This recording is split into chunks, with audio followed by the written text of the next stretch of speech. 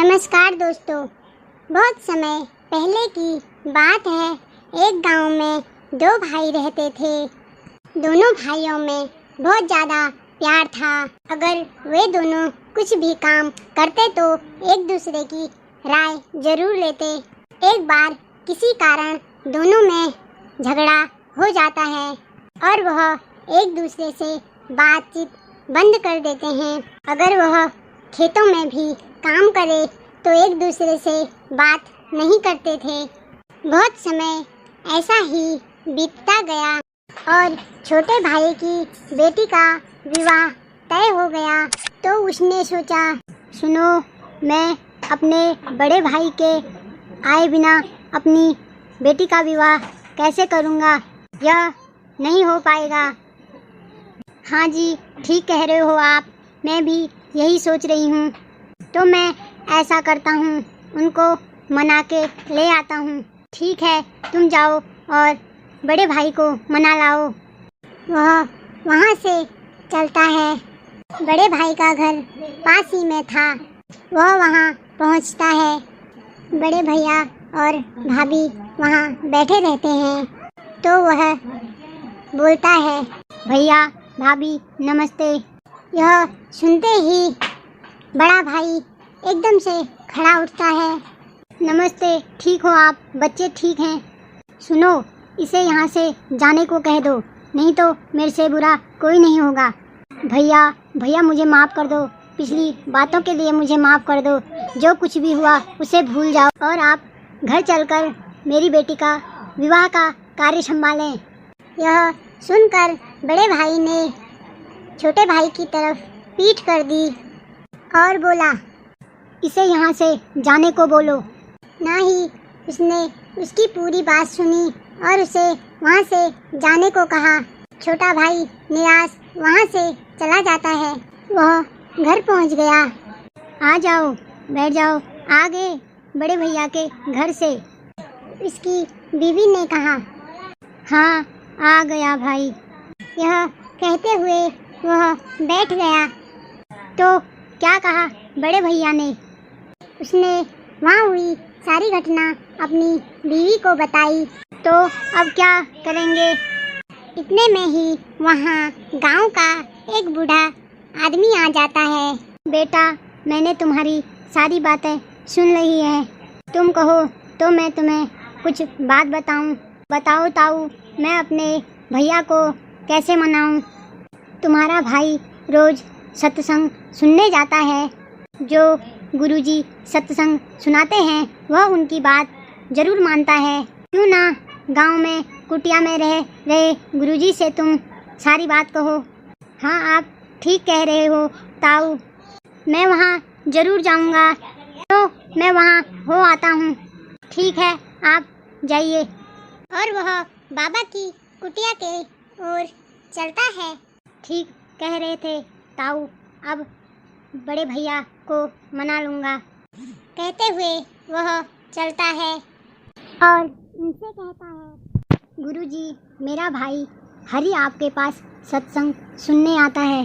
गुरुजी कहते हैं, हाँ बताओ, क्या बात है? वह गुरुजी को सारी बात बताता है और कहता है, गुरुजी, आप ही कोई हल निकालो और मेरे भाई को समझाओ। मैं आपका ऋणी रहूँगा।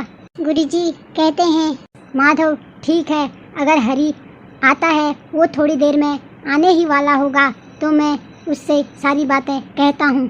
ठीक है गुरुजी, मैं चलता हूँ। चलो ठीक है। और हरि वहाँ से चला जाता है। इतनी ही देर में वहाँ हरि आ जाता है। आ गए हरि? जी गुरुजी, आ गया। मेरी बात गौर से सुनो। जी गुरुजी। हरि, तुम अपने छोटे भाई की बेटी की शादी संभालने जाओगे या नहीं? नहीं गुरुजी, मुझे उसके घर नहीं जाना।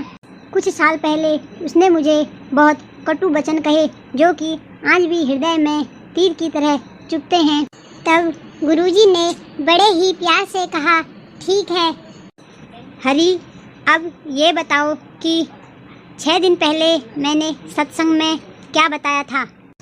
गुरुजी, 6 दिन की सत्संग की बात भला अब तक मुझे कैसे याद रहेगी? गुरुजी, मुझे तो आज और कल की सत्संग ही याद है, बस अच्छी तरह याद करके देखो।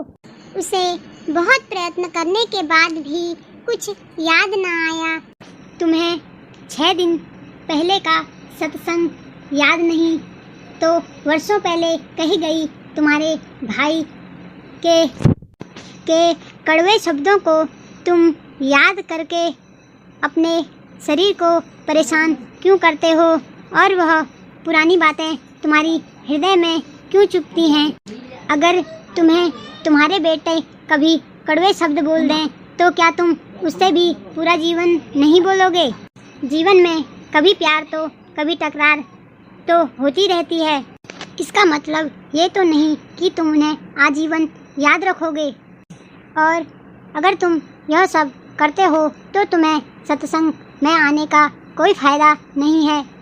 अब तुम ही फैसला कर लो, तुम्हें तुम्हारे छोटे भाई की बेटी की शादी में जाना है कि नहीं जाना है, या विवाह में ना जाकर वो सारी खुशियाँ खो देनी है जो अपनों के साथ होती हैं।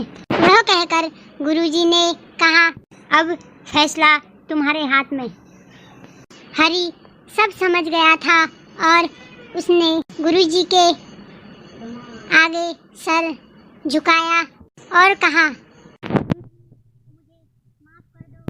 मैं अपने छोटे भाई की बेटी के विवाह में ज़रूर जाऊंगा। गुरुजी, मैं चलता हूँ, मुझे अपने छोटे भाई से माफ़ी मांगनी है। ठीक है। और वह वहाँ से चलता है। वह काफ़ी दौड़ा दौड़ा जा रहा था। वह अपने छोटे भाई के घर के सामने पहुँचता है। छोटा भाई घर के आंगन में ही खड़ा था।